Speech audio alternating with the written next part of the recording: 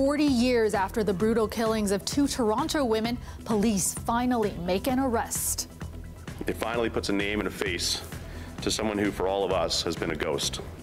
Aaron Gilmore and Susan Tice were both killed in their own homes in 1983. Police crediting advancements in DNA technology for helping them finally crack the decades-long cold cases. Plus, I will be protesting till this thing is rescinded.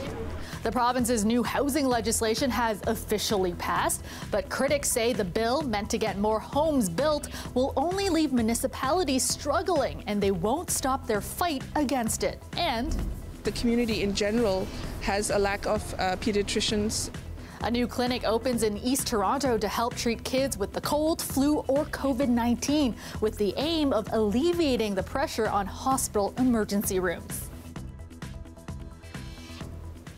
Good evening, I'm Kelda Yoon. After almost 4 decades, the families of two murdered Toronto women are finally getting some closure tonight.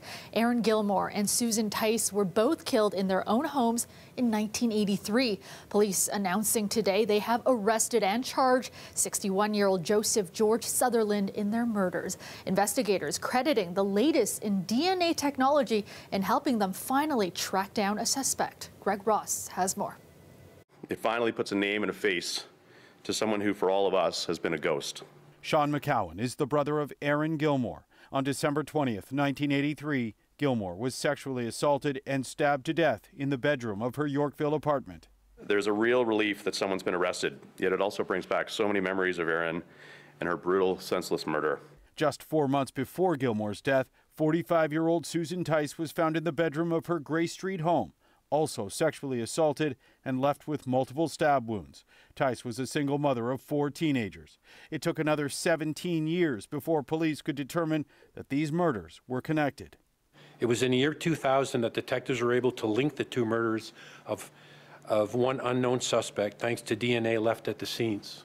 22 years after that, along with multiple advancements in DNA technology, police were able to arrest 61-year-old Joseph George Sutherland in Moosonee, Ontario.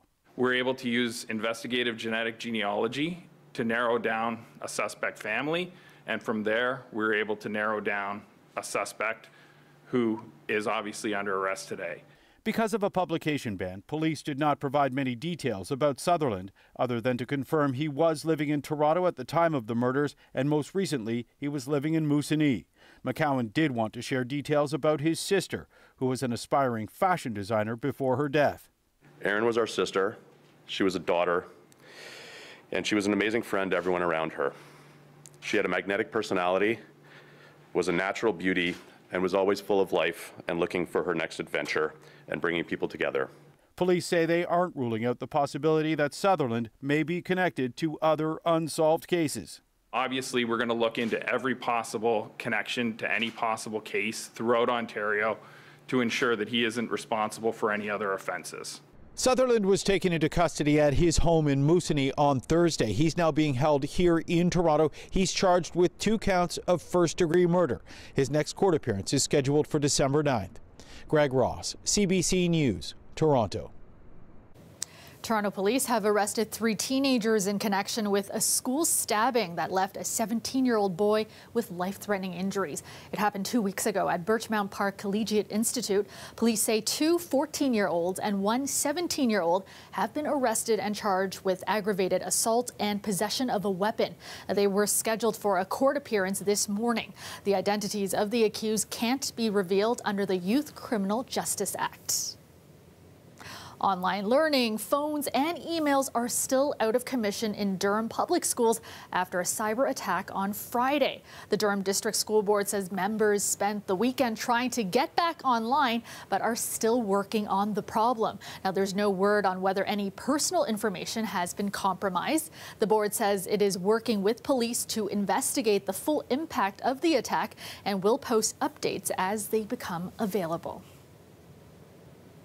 In just 3 days, some Ontario patients could lose access to virtual health care. The province is reducing fees paid to doctors, and some online services that connect patients say they'll stop offering the service.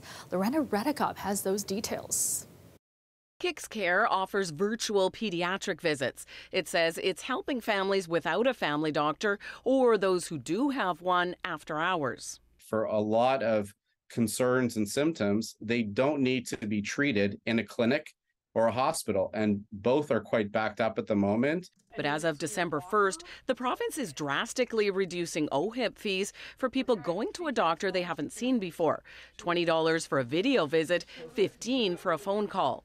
KicksCare is going to start charging a subscription fee, $29 a month, $290 a year. The opposition parties say that shouldn't happen. Make sure that practices like those that are illegal, that charge people to gain access to care, are acted upon by the government. KicksCare says it is legal and that patients will be seen by nurses, not pediatricians. The devil is in the details about whether this is or is not in violation in concrete terms of the Canada Health Act.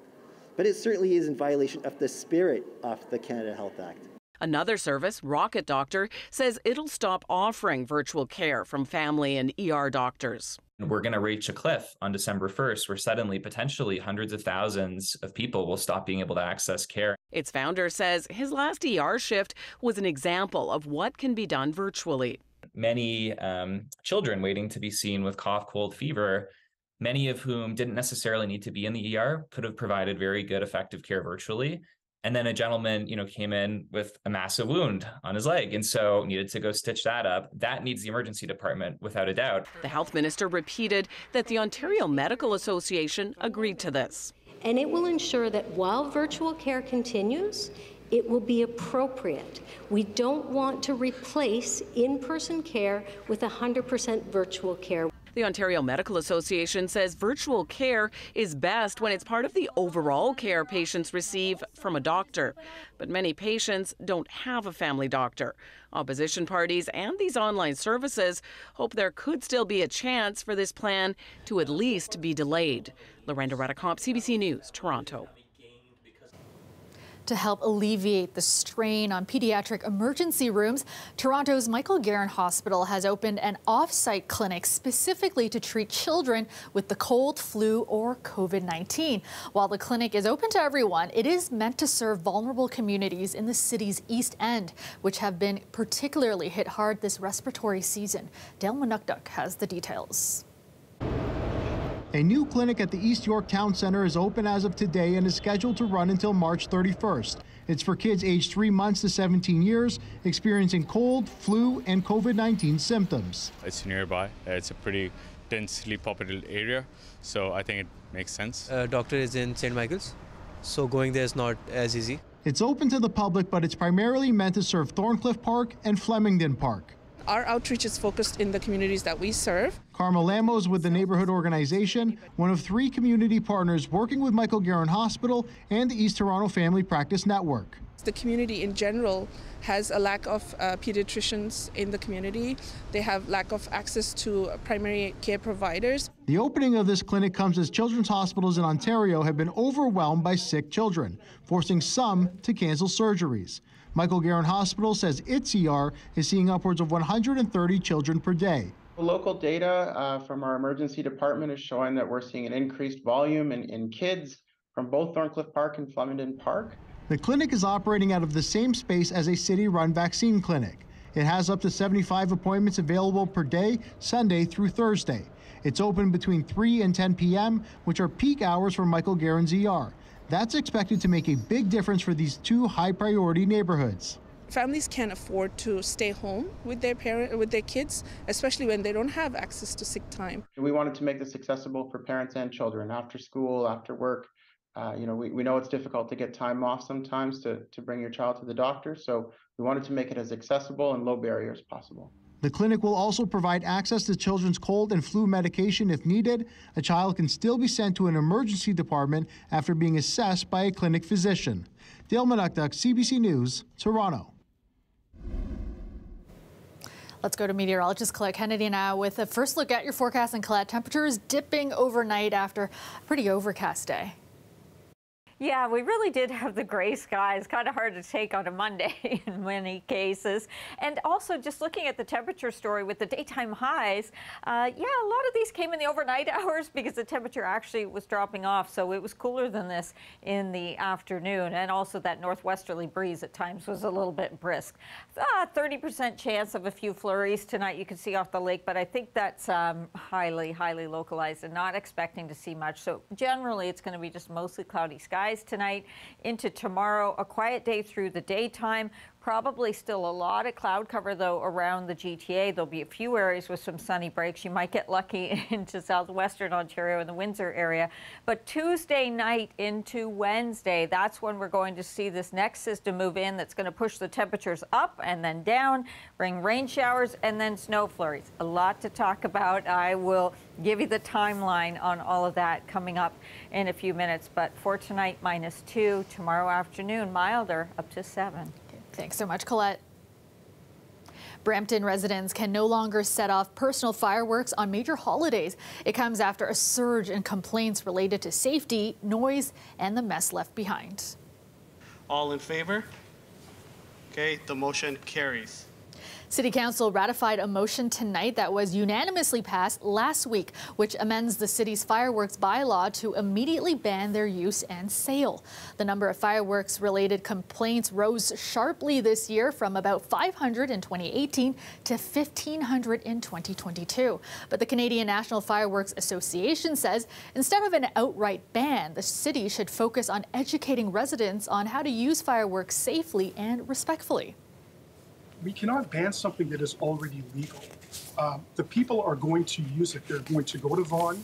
They're going to go to Mississauga. They're actually even going to stay at home and order the products online.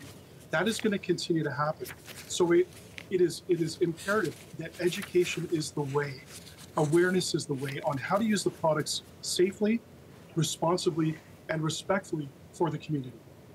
Anyone who violates the new bylaw faces fines ranging from $500 to $1,000. The city has committed to holding a Diwali celebration event with fireworks next year, similar to what's held on Canada Day and New Year's Eve. A big step today in the plans to revamp Ontario Place. The province says it has submitted an application with the City of Toronto to move forward with its redevelopment plans. The 155-acre waterfront attraction first opened in 1971, but was closed in 2012 after years of declining attendance. The province announced plans last year to revitalize the site with a new adventure park that will include activities like obstacle courses, zip lines, and an outdoor climbing park. The revitalized Ontario Place is also set to include an indoor water park and spa, as well as a revamped concert venue.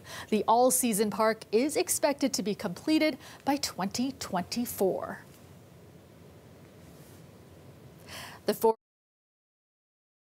I declare the motion carried. While the Ford government gave the Build More Homes Faster Act a standing ovation, loud hecklers were defiant inside the chamber. And protesters in front of PC MPP Mike Ford's office were incensed. Oh, they did pass it. Oh, I didn't hear that yet. Oh, my God. No, that's horrible. Doesn't mean a damn thing to me. I will be protesting till this thing is rescinded. This does not represent the end of a fight. This is only the beginning. A coalition of climate networks, municipalities, and renters vowing to continue. While the Ford government argues the act will create affordable housing, there are no guarantees. We feel that the government sent us like missiles with this law because it's attacking so many issues that we have been fighting for years. The legislation waives billions of dollars in development charges used by municipalities to build things like roads and sewers. Toronto is set to lose $230 million a year. Takes millions, tens of millions of dollars out of the pockets of cities that can't afford to be without that money, and effectively leaves it in the pockets of developers. And this is just not anything that makes any sense. We've got a big problem. It's a crisis, and we need all three levels of government doing their part. Bill 23 is all about the Premier using the housing affordability crisis as cover to create an opportunity for a handful of land speculators to cash in. The government is simultaneously proposing to develop thousands of acres of the protected greenbelt. Investigations by the CBC and other media show some developers set to be allowed to build on those lands are PC party donors. The opposition is calling on the Auditor General to investigate. I think where there's a whole lot of smoke, somebody better be looking for the fire. We were open, transparent, and honest with Ontarians when we indicated that at the end of the day, there would be over 2,000 acres added to the Greenbelt. We shouldn't be lied to, and we shouldn't be treated like idiots. The former mayor of Ajax isn't buying the government's Greenbelt replacement plan. He's stunned Bill 23 also severely restricts the power of conservation authorities to review development plans. The fight against Bill 23 now shifts to December 3rd, when a day of action against it is planned. Chris Glover, CBC News, Toronto. Welcome back. Food insecurity is only getting worse in our province, with demand for food banks increasing for a 6th year in a row. And that's according to the hunger report from food bank collective Feed Ontario. Ali Chasson has more on the report's findings and what you can do to help. Life is just getting increasingly unaffordable for Ontarians, many Ontarians. And so people who once may have thought they would never be in need of a food bank are having to turn when times get very desperate. These desperate times are reflected in Feed Ontario's latest hunger report. Between April 1st, 2021 and March 31st, 2022, more than 587,000 Ontarians accessed a food bank with more than 4.3 million visits. That's a 42% increase in 2 years, and the 6th consecutive year that food bank use has risen. This year's snapshot isn't any better. In the first 9 months of 2022, the demand on food banks increased by 24%. And 1 in 3 of those people were new clients. And it's gotten to the point now where the food banks themselves are feeling the strain. Organizations who would normally have maybe 2 to 3 months worth of inventory are now only have 2 to 3 weeks worth of inventory on their shelves. Food banks first started popping up in Ontario about 40 years ago as a temporary response to a recession in the 1980s.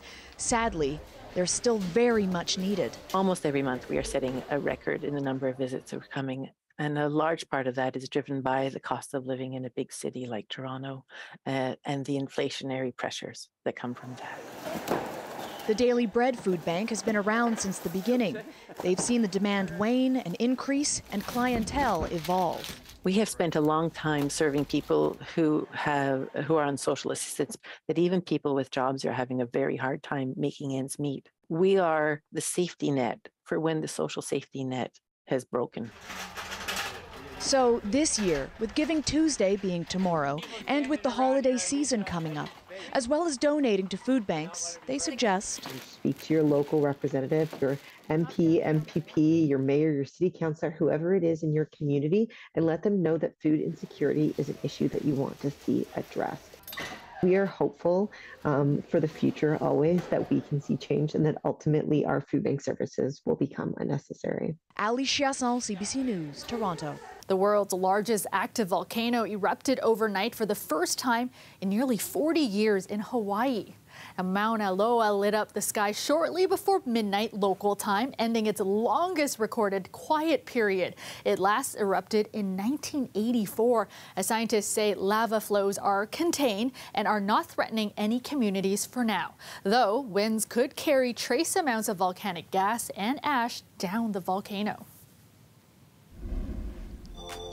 And you are looking at a live shot of the Toronto skyline. Partly cloudy tonight, becoming cloudier overnight. Winds pretty gusty as well. Currently, it is just 1 degree in the city. Let's go back to Colette now for a more detailed look at your forecast. And Colette, a mild break later this week, but that will be short-lived. Yeah, there are a lot of things really going on. I mean, a lot of variability with our temperatures and our sky conditions as we go through this week. So that's why I'm saying lots of ups and downs, but I think often we focus on the mild days, and there'll be a few of those starting really tomorrow.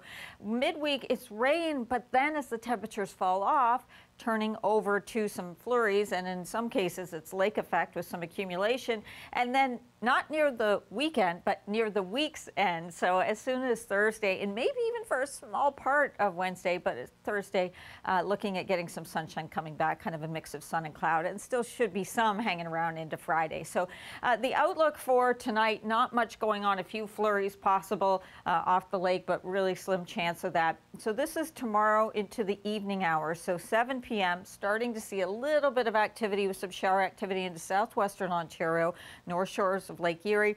And then a late evening, I mean, by the time it gets to the GTA, we're talking past 11 and getting over past midnight, really. So much of it falls through the overnight hours.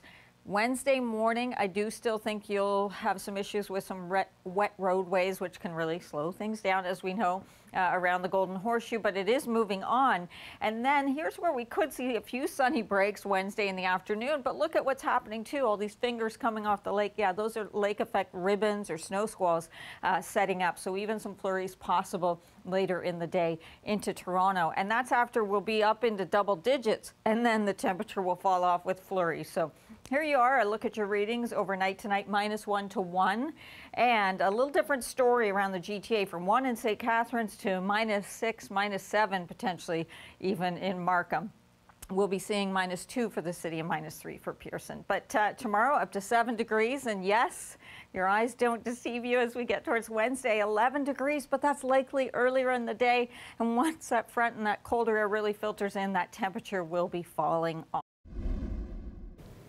It's time to get your skates sharpened for the season. Union Station opened its annual free outdoor skating rink today.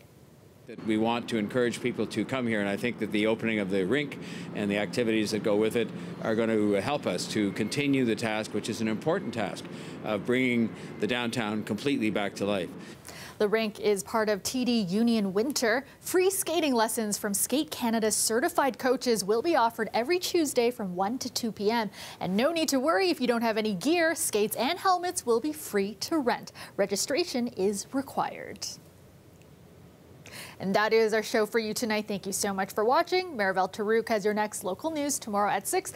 I will see you back here tomorrow night at 11. Have a great night, everyone.